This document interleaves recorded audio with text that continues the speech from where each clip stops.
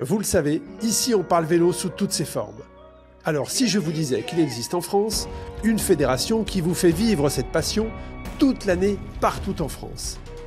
La Fédération française de cyclotourisme, FF Vélo, à ne pas confondre avec la FFC. C'est plus de 110 000 adhérents, 3 000 clubs sur toute la France et des milliers d'événements pour tous les styles, toutes les pratiques et surtout celui du plaisir de rouler sans compétition mais avec passion. Que vous soyez déjà dans un club ou que vous rouliez entre amis le week-end, sachez qu'il est très simple de créer votre propre asso et de rejoindre la fédération. En vous affiliant, votre asso et ses membres bénéficient d'une couverture adaptée et vous êtes couvert en cas d'accident, qu'il soit dans le cadre d'une sortie groupée ou même en solo. Cela vous garantit une tranquillité d'esprit lors de vos sorties tout en offrant un cadre sécurisé pour organiser vos événements, avec le soutien de la fédération. Alors que vous soyez 5, 10 ou 20 à rouler ensemble, créez votre association, c'est simple, accessible et cela peut tout changer. D'ailleurs, du 3 au 10 août, à Orléans, FF Vélo organise la semaine fédérale, 8 jours de vélo et de fête, avec des parcours route, VTT et gravel ouverts à toutes et tous. Et pour les amateurs de défis, il y a aussi la cyclo-montagnarde, 200 km, 4000 mètres de dénivelé, un véritable challenge. La Fédération française de cyclotourisme, c'est le vélo pour tous, avec tous. Toutes les infos sur le site ffvélo.fr. Bonjour à toutes et à tous, bienvenue sur un nouvel épisode du podcast Tous en selle où nous allons aborder un sujet sensible aujourd'hui, comment rendre nos sorties à vélo plus écologiques. Alors avec moi, pour les coulisses de l'atelier de JP, j'ai JP qui est en face de moi. Salut JP. Salut Arnaud. Comment ça va ? Tout va bien, écoute. Tout va bien. Je te remercie. Est-ce que tu es prêt pour cet épisode avec un sujet qui est quand même sensible parce qu'on va parler d'écologie, donc il faut toujours faire attention à ce que l'on va dire, mais on est quand même bien affûté sur le sujet. Je vais encore me faire des amis. Mais les gens apprécient ton franc-parler, JP. Les gens apprécient ton surnom, c'est Jean-Pierre Coff. Tout le monde le sait.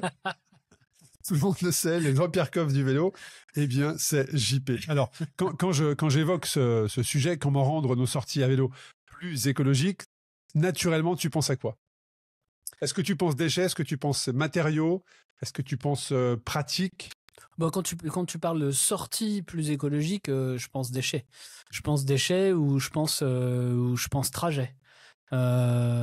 Déchets parce que bien qu'on soit en 2025, je constate qu'il y a encore de nombreux cyclistes qui se permettent de laisser des traces derrière eux, que ce soit des emballages de nourriture, principalement ça d'ailleurs. Voilà. Et puis je pense trajet parce que avec la démocratisation des épreuves, je parle pas d'épreuves professionnelles, mais des épreuves telles que celles que tu organises, etc.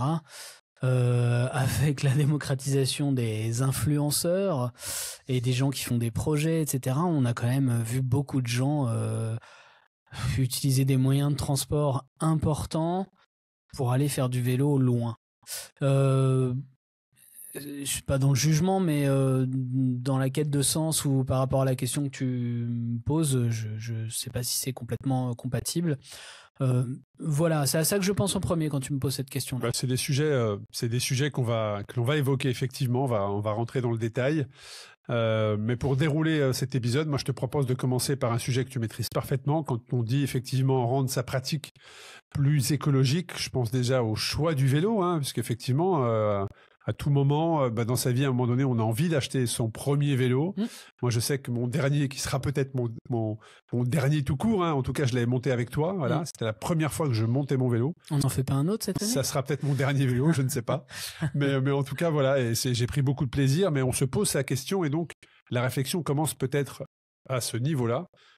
Quel cadre choisir, comment choisir mon vélo, ou en tout cas avec du matériel qui soit plus durable. Donc peut-être que tu peux nous faire une petite piqûre de rappel, JP, sur les cadres qui permettraient d'avoir justement des matériaux plus durables. Alors, moi j'aime bien simplifier, tu sais, toujours. Le vélo le plus écologique, c'est celui que vous gardez le plus longtemps. Voilà. Ça, c'est dit. C'est-à-dire que si tu as le même vélo pendant toute ta durée de pratique, toute ta vie, c'est le plus écologique. C'est la même chose pour une voiture. En fait, c'est du bon sens. Ça évite tous les calculs d'analyse de cycle de vie, etc. Si tu en prends un et que tu le gardes 30 ans en le réparant, en prolongeant sa vie, c'est lui le plus écologique et il n'y a même pas beaucoup de calculs à faire. Bon, ça répond pas à ta question, je sais, mais ça donne tu des bases. parce que c'est le chapitre 2, on va parler de l'entretien justement pour faire durer son vélo. Donc, D'accord. Mais il n'y a pas que l'entretien, il y a le fait de pas vouloir céder à la nouveauté, etc. C'est vraiment ça. C'est si on veut avoir un choix, une éthique, c'est ça, c'est de garder les choses le plus longtemps possible. C'est comme ça qu'on réduit l'impact, puisque ça veut dire qu'on ne produit pas, on ne consomme pas une nouvelle chose et qu'on la fait durer dans le temps. Bon, je reviens à ta question sur les matériaux. Aujourd'hui, le marché, il offre 4 matériaux communément offerts dans les gammes de quasiment tous les fabricants: l'acier, l'aluminium, le titane et le carbone. D'accord ? Bien sûr, il y a d'autres matériaux alternatifs qu'on pourra utiliser: le bois, le bambou, et des alliages de différents métaux, du magnésium. Enfin, il y aura toujours des tentatives, il y aura toujours des entrées et des sorties de nouveaux matériaux, de l'innovation, de l'expérimentation. Mais l'état de l'art aujourd'hui, c'est principalement les 4 matériaux qu'on vient de citer, et ça représente probablement 95% du marché. Une petite pensée pour des gens qui aujourd'hui commencent à introduire de la fibre recyclée, de carbone, des injections plastiques, etc. Ça, c'est certainement une voie d'avenir.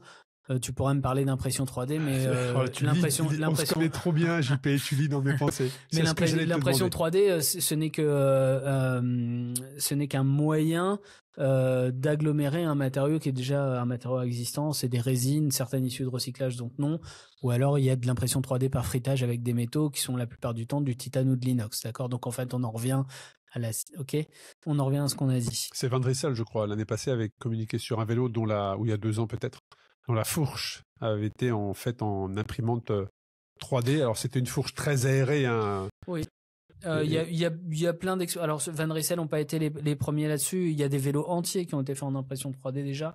Encore une fois, sur la partie métallique, c'est titane inox. Hein, c'est vraiment ce qui est aujourd'hui utilisé. Moi-même, j'ai fait quelques expériences. Dernièrement, j'ai sorti un VTT. Il y a une partie qui est imprimée en 3D inox. Il y a des avantages et il y a des inconvénients. Il faut bien réfléchir. Ça peut pas complètement remplacer les techniques d'usinage, ne serait-ce qu'en termes de rendu. Des fois, en termes de poids, on pourrait penser intuitivement que c'est forcément plus léger. C'est pas tout le temps le cas. Et si on veut vraiment optimiser, il faut faire des analyses en éléments finis qui sont assez importantes et contraignantes. Mais si on revient juste à l'essence de matériaux, l'inconscient collectif sait que grosso modo, certainement parce que l'histoire fait que on a commencé par des cadres en métal et notamment en acier, on a tendance à penser assez facilement, même sans connaissance technique, que grosso modo, ça doit bien marcher. Intuitivement, c'est assez écologique parce que ça dure longtemps. Hein, le vélo de Pépé qu'on a récupéré dans la grange, etc. Donc l'acier amène ça. Toujours dans l'inconscient collectif, l'aluminium, ça doit pas être pas trop mal parce que ça se recycle bien. On a des canettes, des machins, on sait qu'on met de l'aluminium dans la boîte de recyclage, donc on a tendance à s'imaginer ça aussi. Le carbone, on a plutôt un a priori assez négatif. Oui, c'est vrai. La couleur du matériau induit ça aussi. Hein, on peut rien faire avec l'inconscient, hein, c'est comme ça. Mais c'est une fibre, c'est synthétique, on sait pas le recycler, ou on sait le recycler, où il n'y a pas de filière. Parce qu'il y a toujours une différence entre est-ce qu'on sait recycler un matériau, mais est-ce qu'il y a une filière de collecte et de recyclage. C'est 2 choses bien différentes. Et puis le titane, même si on en a connu depuis plusieurs dizaines d'années et que c'est un matériau qui vient, qui s'en va, qui vient, qui s'en va, là, c'est plus difficile d'avoir l'avis des gens. Si on leur pose la question, est-ce que le titane, c'est bien, c'est pas bien, ils savent pas trop, est-ce que ça se recycle, comment ça s'utilise, c'est plus compliqué. Si on faisait un micro-trottoir, je pense qu'on aurait des réponses beaucoup plus timides sur ce sujet-là. Maintenant, y a ce qu'on est capable de mesurer. Et ma foi, en matière d'environnement, tu sais, c'est le référentiel qui pose toujours problème. Pendant longtemps, tout ce qui est environnemental, et pas seulement quand ça touche au vélo, mais dans tous les domaines de notre vie, c'était souvent une affaire de déclaratif. Donc finalement, quelqu'un venait faire sa propre étude avec ses propres critères et son propre référentiel pour dire que on était comme ci, on était comme ça, et donc on était les meilleurs du monde et qu'il fallait acheter.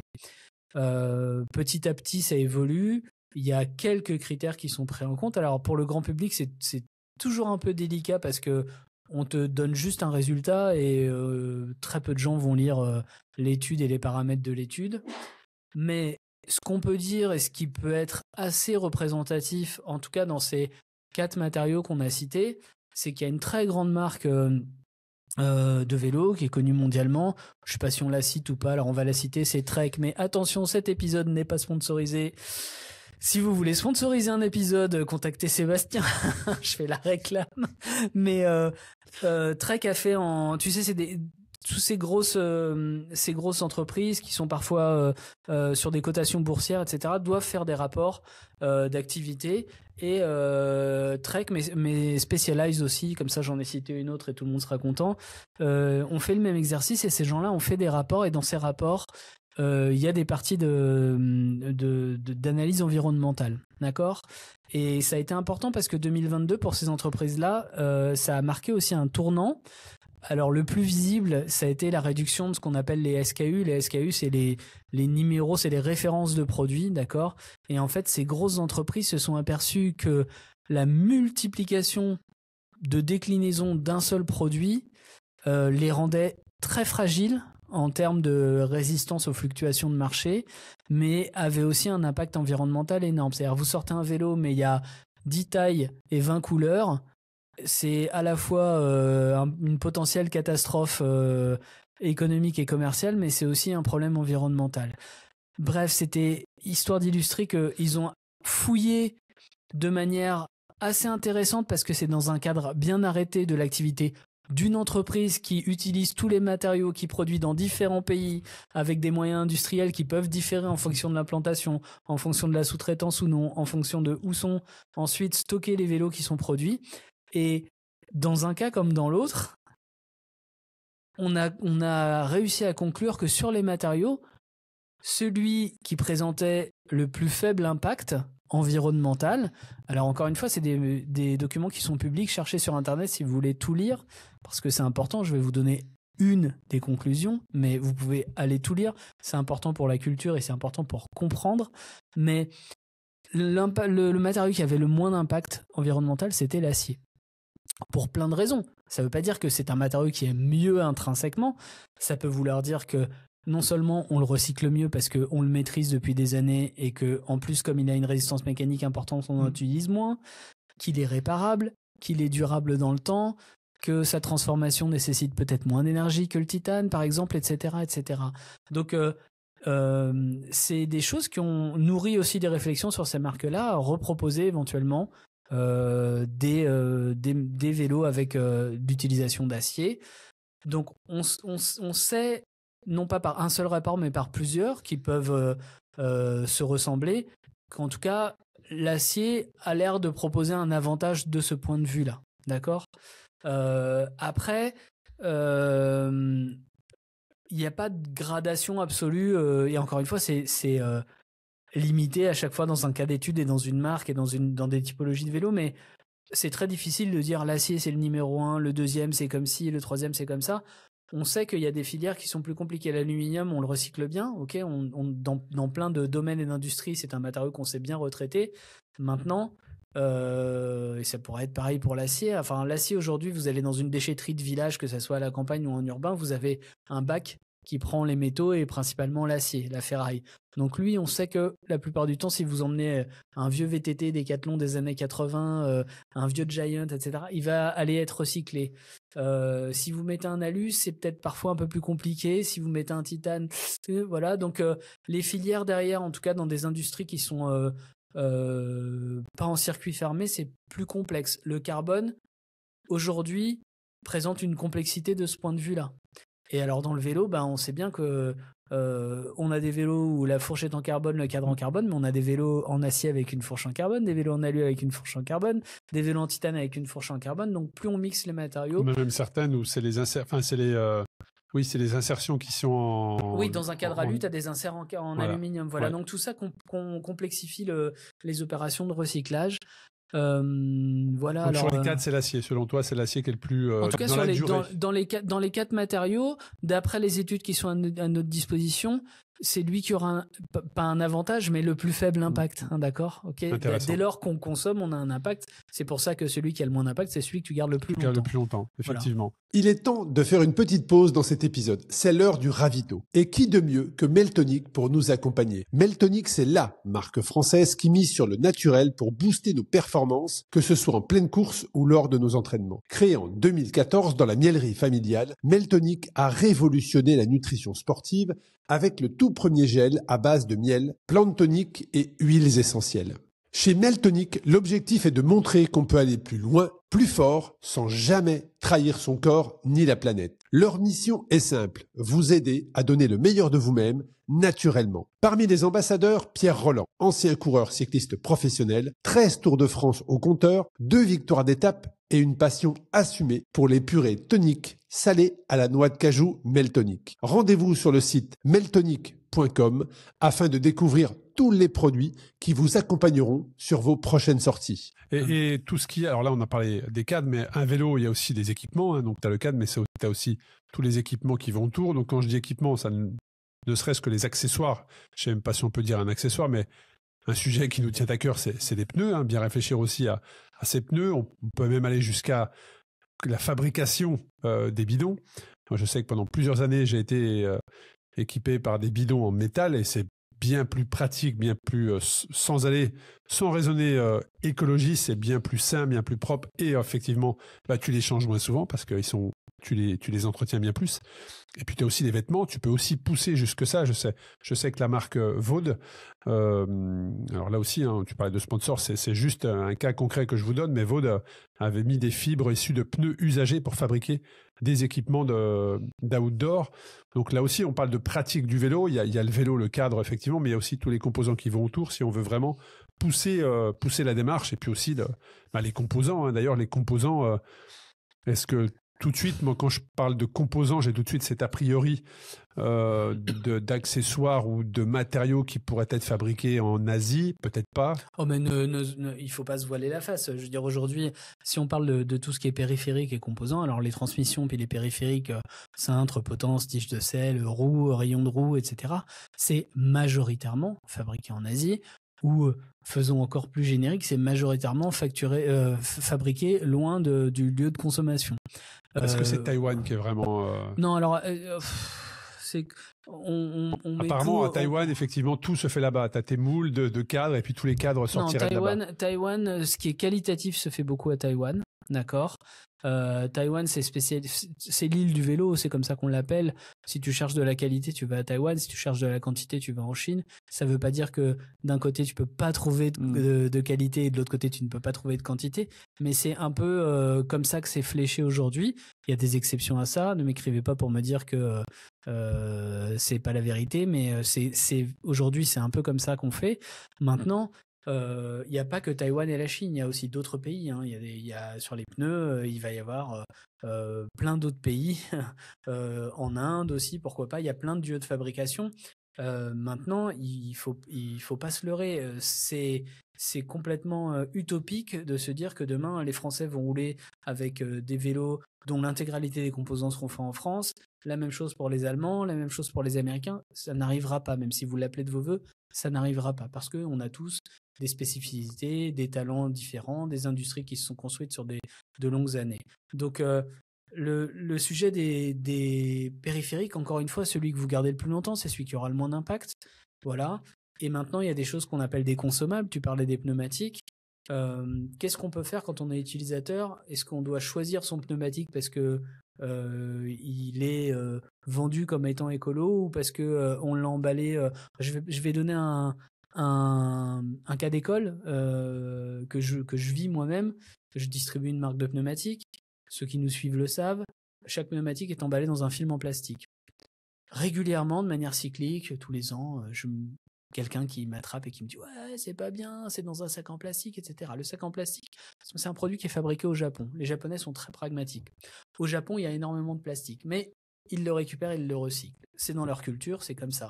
Mais le sachet en plastique, là, il vient protéger le pneumatique des effets des UV et pendant sa durée de stockage, sa durée de vie sur étagère, pour que quand le client va le déballer, il ait 100% de son produit. Donc, ils n'ont pas trouvé d'alternative pour ça, d'accord? Et puis, quand on vient me reprocher ça, en opposition, on me dit oui, mais telle marque, elle livre son pneu sur une plaque en carton. Ah, ça, c'est ce que vous voyez dans le magasin. C'est-à-dire que le magasin, lui, quand il a reçu ça, et je parle d'expérience parce que... Tu sais de quoi tu parles. Voilà. C'est arrivé avec la petite plaque en carton, dans un film en plastique, lui-même dans un grassac en plastique, etc., etc. Donc il y a ce qu'on vous montre, et il y a la réalité, il faut toujours faire attention à ça, mais c'est des choses que sur lesquelles le consommateur a finalement assez peu d'action, d'autres que dire s'il savait vraiment, ah là je m'abstiens d'acheter ce produit parce que je ne cautionne pas, ou j'achète celui-ci parce que je défends ce qu'il est en train de faire. La vérité, c'est que le meilleur moyen d'action quand on choisit un consommable comme un pneumatique, c'est de se dire, j'achète un pneu, ce pneu, je vais essayer de récupérer des avis de consommateurs et d'utilisateurs. Est-ce que je peux faire avec 3000 km, 4000, 5000 ou 8000 ? Ça, c'est important. Et puis, c'est quelque chose qu'il faut toujours ramener au prix. N'oubliez pas, quand vous voyez le prix de quelque chose, demandez-vous combien de kilomètres qu'est-ce que vous achetez à côté. Dans le cas d'un pneumatique, combien de kilomètres ? Et puis, votre responsabilité d'utilisateur, c'est qu'est-ce que vous faites de votre pneu usagé ? Et là, vous êtes tous en train de réfléchir en entendant ma voix et vous dites, qu'est-ce que j'ai fait des derniers ? Je les ai mis à la poubelle. Ah, là, c'est plus compliqué. C'est facile d'attaquer une marque parce qu'elle met un sachet en plastique, mais de se dire que le pneumatique, je dois le prendre, je dois me déplacer dans une déchetterie et le mettre dans la filière de recyclage, ou bien le confier à une des dizaines d'artisans en France qui récupèrent des pneus usagés pour faire des sacs, des ceintures, etc. et puis donner une seconde vie. Il y a plusieurs qui existent sur ça. Mais ça, c'est de la responsabilité du consommateur. D'accord ? Et il y a aujourd'hui un pneumatique. Pour une voiture, on ne se pose pas la question. Soit on change ses pneus et on sait qu'on doit les amener à la déchetterie, soit c'est le professionnel qui les récupère. Ok ? Donc, quand vous changez vos pneus vous-même, ce qui est souvent le cas sur un vélo, on parlait des consommables, pensez à la fin de vie de ce produit-là. Qu'est-ce que vous en faites ? Si vous le mettez dans votre poubelle de la maison, vous avez tout raté. Donc, ça, c'est des choses assez simples qu'on peut dire. Après, tu parlais des autres types d'accessoires, les bidons, etc. Tout ce qui est en plastique, bien sûr, il faut essayer de privilégier des choses qui utilisent du plastique recyclé. Il y en a déjà beaucoup dans le circuit, ça se recycle très bien quand ça atteint les filières de recyclage. Donc autant essayer de donner des vies. Et puis la réparabilité, toujours, on maintient, on répare. Ça, c'est des principes de base, je n'allais même pas dire c'est du bon sens en fait, avant de l'écologie. Mais voilà. Mais c'est vrai que pour la récupération des pneus notamment, il y a plusieurs entreprises désormais qui collectent tout ce qui est pneus et qui fait fabriquer ceintures, porte-clés, enfin, qui recycle vraiment, qui donne une seconde vie aux pneus et c'est des entreprises qui fonctionnent plutôt bien. Je me souviens d'une marque, enfin je l'ai plus en tête, qui avait réussi à avoir un financement avec qui veut être mon associé, mais je te parle ça il y a 3 ans peut-être. D'accord. Et qui avait explosé au niveau de ses ventes derrière. On avait même fonctionné une année avec eux sur Race Cross Series, où à l'arrivée de Race Cross France, où au départ on collectait les pneus pour leur envoyer. D'accord. En tout cas, ça marchait bien. Donc effectivement, il y a le choix du cadre, le choix des composants le plus simple possible, qui peut se réparer ou se changer le plus facilement possible. Mais tout ça passe par l'entretien. Alors justement, entretenir son vélo de manière écologique, ça veut dire quoi ? Parce qu'aujourd'hui, il y a plein de marques. Il y a plein de marques qui te permettent d'entretenir vélo. Certaines de ces marques proposent des entretiens respectueux de l'environnement, avec des matériaux, des alternatives biodégradables, d'autres pas. Là-dessus, c'est pareil. Toi, avec ton œil d'expert JP, dans ton atelier, comment ça fonctionne ? D'une, je pense pas être irréprochable, personne ne l'est. Je fais toujours de mon mieux, mais je fais surtout avec cet outil de bon sens que je citais il y a quelques minutes, parce que très sincèrement, c'est difficile. C'est pas parce qu'un emballage de produit de nettoyage est vert, que le produit à l'intérieur est rose, qu'il est vanté comme étant avec un plus faible impact, etc. Il est forcément meilleur. Alors, déjà, je vais revenir à ce que l'entretien, ça comprend le nettoyage. Je viens de parler de nettoyage. Rappelez-vous qu'en France, on a un code de l'environnement et un article dans ce code de l'environnement qui dit que normalement, vous n'avez pas le droit de laver avec de l'eau et des produits un véhicule chez vous parce que vous ne recyclez pas les résidus, c'est-à-dire l'eau mélangée avec les produits que vous avez nettoyés et qui vont être déversés dans le sol. Ça, normalement, c'est passible d'une amende, une énorme amende. D'accord ? Ça va jusqu'à 45 000 €. C'est l'article 216.6 du Code de l'environnement. Je vous invite à aller le lire. Je pense que vous allez tous apprendre quelque chose parce que vous ne saviez pas, vous n'avez pas le droit de laver votre voiture chez vous. Alors, laver la voiture, il faut avoir effectivement, quand on est en appartement, c'est plus compliqué. Mais en appartement, la question se pose pas. Mais quand tu as une maison, je vais laver mon vélo, oui. Tu vois, et je mets un bac pour laver Je te donne un exemple. C'est pas ce que je fais, hein, mais je donne un exemple. Je mets un bac, j'entretiens ma chaîne, où tu sais, j'ai des petits appareils où tu viens clipser ta chaîne, ouais. Tu viens brosser ta chaîne, tu mets ton liquide, tu as un petit bac dessous qui récupère le liquide, et ça, tu vas le mettre dans l'évier, par exemple. Voilà. Mal, pas bien. ça c'est interdit. Je pense aux gens qui nous écoutent. Alors ça, c'est pas interdit dans le code de l'environnement, c'est juste une mauvaise pratique. Ce dont je parlais dans le code de l'environnement, c'est tu es en extérieur, tu laves un véhicule en extérieur et l'eau mélangée à ce que au savon, etc. va directement sur le sol, n'est donc pas sujette à un retraitement, etc. Ça, c'est interdit. D'accord ? Chez toi, ce que tu mets dans l'évier, il n'y a pas vraiment de réglementation, pardon. Il y a des recommandations. Et puis, encore une fois, le bon sens. Dès lors que tu mets des hydrocarbures, c'est une problématique. Normalement, quand tu fais ce genre de choses, quand tu utilises des produits diluants, des hydrocarbures, tout ce qui est à base d'huile également, tu devrais les récupérer dans un bidon et aller les déposer en déchetterie. Non, mais je pense aussi, tu parlais des gens qui lavent leur voiture, mais des personnes qui sont en extérieur, qui lavent tout simplement aussi leur vélo dehors. Hein. Enfin, c'est pareil, je parlais de la voiture, parce que c'est plus commun. Si les gens qui vont taper l'article du code de l'environnement que j'ai donné, vont trouver tu ne peux pas laver ta voiture en France sous risque d'une amende de 45 000 euros. Mais aujourd'hui, c'est la même chose. Mais aujourd'hui, il existe des produits nettoyants sans eau. Eh bien, oui, alors des produits nettoyants sans eau, oui, tout à fait. Tu as des sprays qui sont en aérosol ou en spray conventionnel sans pression qui te permettent avec une lingette, un chiffon, des papiers. L'avantage du chiffon en microfibre, c'est qu'effectivement, ça évite d'avoir les lingettes jetables. Effectivement, certaines marques font comme des gros bidons avec une centaine ou une cinquantaine de lingettes jetables, avec parfois des parfums plus ou moins agréables. Tu la prends, tu nettoies ton vélo, c'est légèrement humide, c'est propre, voilà. Mais effectivement, là, c'est à usage unique, en fait. Tu nettoies ton vélo et tu jettes, alors qu'un chiffon en microfibre permet justement de faire plusieurs fois cette manipulation. Alors, tu vois, c'est là que la finesse de la chose est très compliquée. C'est-à-dire que je prends un produit qui est en bombe aérosol, par exemple. Je prends 5 microfibres. Je vais vaporiser mon produit soit sur le vélo. Alors, en général, je conseille de vaporiser ce type de produit plutôt sur la microfibre que sur le vélo. Comme ça, on évite d'en retrouver sur les plaquettes et les disques. Exact. Voilà. Mais ça, c'est un bon conseil. Tu fais ça, tu frottes, tu nettoies ton vélo. Donc, sur ta microfibre, tu vas retrouver du produit et la salissure que tu as enlevée du vélo. Et ça, qu'est-ce que tu en fais ensuite ?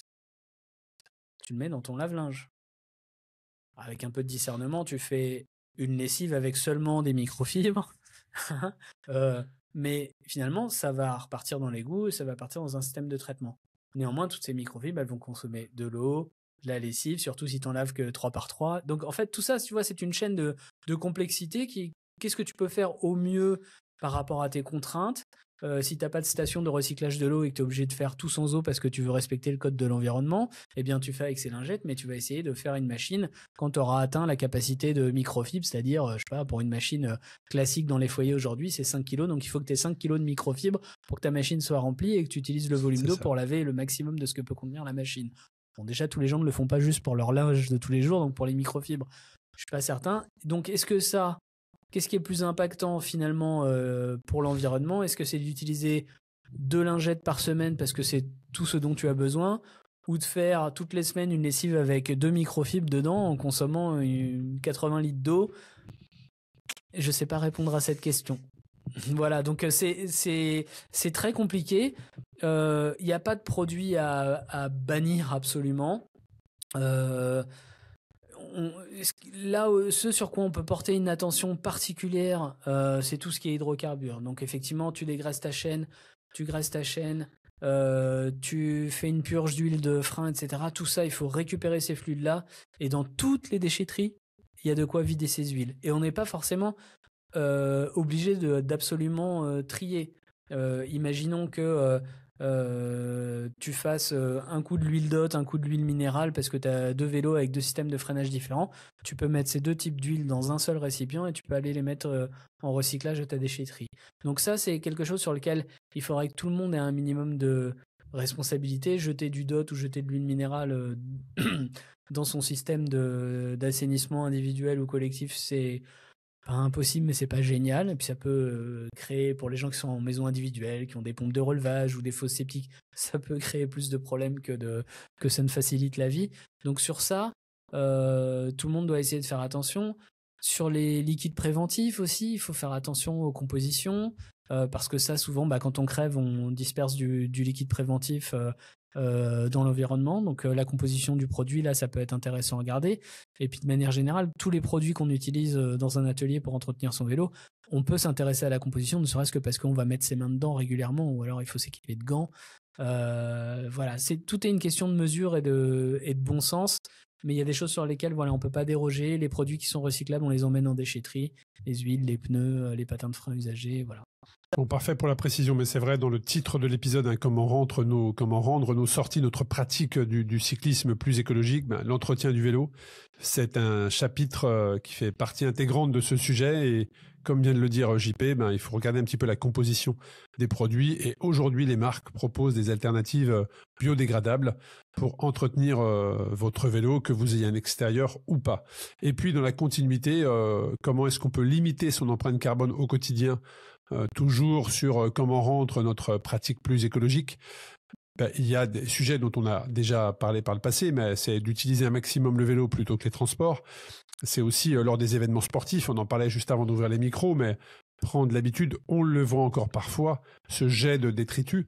On le voit encore trop. Voilà, on le voit encore, effectivement, c'est assez surprenant, mais je pense que c'est une habitude à prendre. Je sais que nous, dans nos événements, dans notre matériel obligatoire, il y a une petite pochette déchets. Donc c'est très pratique. On nous interroge au début pourquoi vous nous imposez un sachet pour les déchets. Je pense que les gens ont vite compris. On n'a plus du tout cette question maintenant. Mais voilà, la question comment limiter son empreinte carbone au quotidien. Quelles sont les astuces que tu pourrais donner, toi, JP, sur ce sujet? Je vais essayer de reboucler avec ce que je dis au tout début sur le choix de tout ce qui est matériaux, etc. N'oubliez jamais que dans le vélo, on a une pratique qui est musculaire, éminemment musculaire. Donc, pour faire rouler un vélo, on n'est pas très impactant, d'accord ? On dépense de la calorie, d'accord ? Par contre, ce qui a un impact, c'est l'énergie grise qui a été dépensée pour fabriquer le matériel qu'on utilise. Donc, moins vous changez de matériel, plus vous gardez votre matériel longtemps. Je sais, je répète et je radote un petit peu, ça doit être l'âge, mais moins vous avez un impact important. Ça, c'est du bon sens, tout simplement. Après, ça s'applique à tout type de matériaux, etc. Plus vous le gardez longtemps, plus vous dispersez l'énergie qui a été utilisée pour le fabriquer sur un temps important, moins c'est au détriment de l'environnement. Après, bien sûr, la question des déchets, je crois que c'est une question sociétale avant tout, parce qu'il y a des événements sur lesquels on passe après un événement, on se dit c'est bien, c'est propre, il n'y a pas de déchets, mais en fait l'événement est obligé de mettre en place un service de ramassage. Alors que pour moi, on n'est pas en train on traite une conséquence, alors que l'éducation des gens devrait faire qu'ils ne jettent pas. Donc ça, j'ai pas de solution miracle. Si je l'avais, je serais plus en paix, mais je ne l'ai pas. Pour certains événements, je parle des gros événements, c'est une vraie logistique. C'est une logique de réfléchir en amont à savoir comment on va évacuer les déchets, les centaines de kilos de déchets, et c'est une vraie problématique. Donc oui, à réduire les déchets et surtout ne plus jeter comme ça se faisait avant. On consommait une barre, un gel et on jetait automatiquement pour pas se salir la poche, ou même c'est juste qu'on réfléchissait même pas à la conséquence que ça pouvait avoir d'avoir ce geste-là justement. Donc ça évolue, mais malheureusement il y a encore quelques cas où on a tous en tête. Oui, on le voit tous, il suffit de sortir un week-end sur un spot où les gens font du vélo, on en trouve. Et puis après, le dernier point, celui que tu voulais réaborder, c'était les transports engagés, en fait, pour soit l'organisation d'événements, soit pour la participation à des événements de vélo, ou de la participation à des projets de création de contenu. C'est certainement un pan de la chose, mais comme enfin, l'idée pour moi, c'est pas de culpabiliser, mais c'est d'avoir quelque chose qui est en phase et en ligne avec la pratique qu'on décide d'afficher. J'ai toujours une réticence à me dire que des gens prennent l'avion en France pour aller faire quelques centaines de kilomètres de vélo à l'autre bout du monde. C'est un sujet sur lequel je voulais t'emmener parce que tu as un exemple très concret d'un de tes ambassadeurs, je crois. Non, alors c'est pas un ambassadeur, c'est un gentil et fidèle client. Valentin, je te fais une bise si parfois tu écoutes cet épisode et tu tombes sur cet épisode. Valentin est parti pour participer à l'Atlas Mountain Race qui s'est achevé la semaine dernière ou la semaine d'avant. Pour vous dire à quel point nous anticipons nos enregistrements parce que je crois que cet épisode passe dans plusieurs mois. Donc pour moi, voilà, la question c'est tu pars au Maroc faire du vélo, ok, d'accord, bon. Mais en fait, Valentin a fait le choix de faire ça en essayant avec avec l'envie et l'intention, ce qui est toujours un très bon point de départ. Hein. Des fois, on fait pas 100% de ce qu'on veut, mais quand on a l'intention, on se donne les moyens de faire les choses correctement. Il est parti de Toulouse, il a pas pris d'avion du tout. Il a fait du vélo, il a fait du bus, il a fait du bateau pendant beaucoup de jours de bateau. Combien de temps il a mis ? Il est parti quasiment une semaine avant le départ. Quand il a débarqué au Maroc, j'ai plus le nom de la ville exacte, mais il a débarqué au Maroc à 800 km du point de départ de la course, d'accord ? Et ces 800 km, il les a parcourus pour moitié avec son vélo.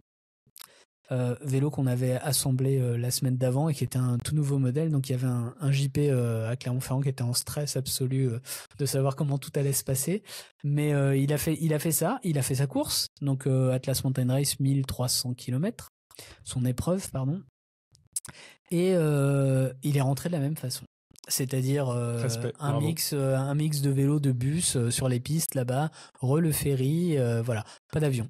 Et dans sa tête, c'était clair, c'était soit il le faisait comme ça, soit il n'allait pas faire cette épreuve. Mais il y a de plus en plus de participants qui ont ce raisonnement, mais je pense que ça va pas là à tout le monde. Hein. C'est comme si vous étiez un participant anglais, que vous preniez le ferry pour arriver à La Rochelle.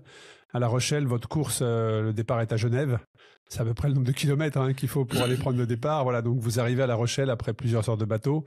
Il faut traverser la France pour aller au départ de l'épreuve, puis vous faites votre épreuve, 1300 kilomètres, puis ensuite il faut refaire le chemin inverse. Donc voilà, un grand respect et bravo pour son engagement à Valentin. En tout cas, c'est un des exemples pour rendre justement notre discipline, notre passion autour du vélo plus écologique, c'est d'aller sur des épreuves qu'elle soit courte ou longue, bref, d'aller sur le lieu de rendez-vous d'un départ, en tout cas, par vos propres moyens, j'allais dire par des moyens physiques, et sans utiliser le transport les moins polluants, et sachant que le train est un des modes de transport les moins polluants, en tout cas éviter l'avion. Nous, je sais que dans nos Race Cross Series, c'est un choix que l'on fait, même si les départs, parce que je sais qu'on avait été critiqué quand on a annoncé l'Espagne, on nous a tout de suite dit oui, mais vous envoyez les coureurs prendre l'avion, pas du tout.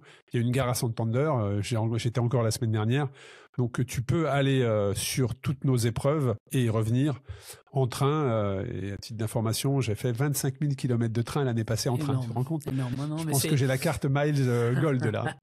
Voilà, c'est des démarches qui sont éminemment personnelles aussi, et des gens pour qui voyager en avion c'est pas un problème. En même temps c'est là, c'est à disposition. Des fois c'est beaucoup plus simple. Oui, c'est plus simple. Et parfois même, on parlait tout à l'heure de budget des événements. C'est moins cher, mais c'est considérable. Oui. C'est considérable. Donc après, c'est un choix personnel que l'on fait par rapport à ça. Mais moi, je me pose aussi parce que là, le sujet, c'est comment rendre notre discipline, notre passion plus écologique. Je me positionne aussi en tant qu'organisateur. Il faut réfléchir à réduire les déchets. Donc je sais qu'on a éliminé tous les gobelets, c'est-à-dire qu'on distribue plus de gobelets. Voilà. Les participants viennent avec leur Eco-Cup et ils se restaurent comme ça. C'est un réflexe qui a été pris.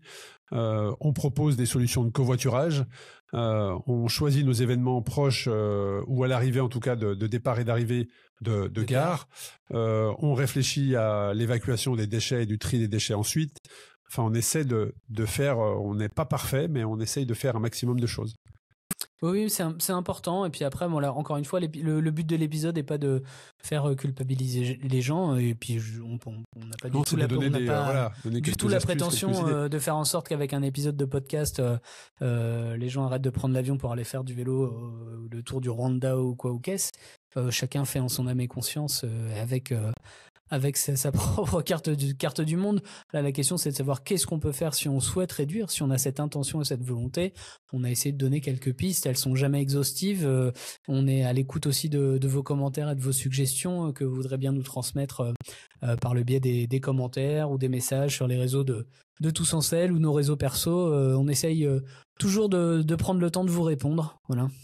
Effectivement, c'est une bonne conclusion. On a fait le tour. N'hésitez pas à nous solliciter sur les idées que vous pouvez avoir. Mais en tout cas, voilà, la durée de vie, et tu l'as dit, la meilleure manière de rendre notre passion plus écologique, c'est d'entretenir pour faire durer. Voilà, sachant qu'un vélo bien entretenu, qu'il soit électrique ou pas, a une durée de vie beaucoup plus importante et donc aura un impact écologique également. Donc bien entretenir. On a fait plusieurs épisodes également sur ça, n'hésitez pas à nous solliciter.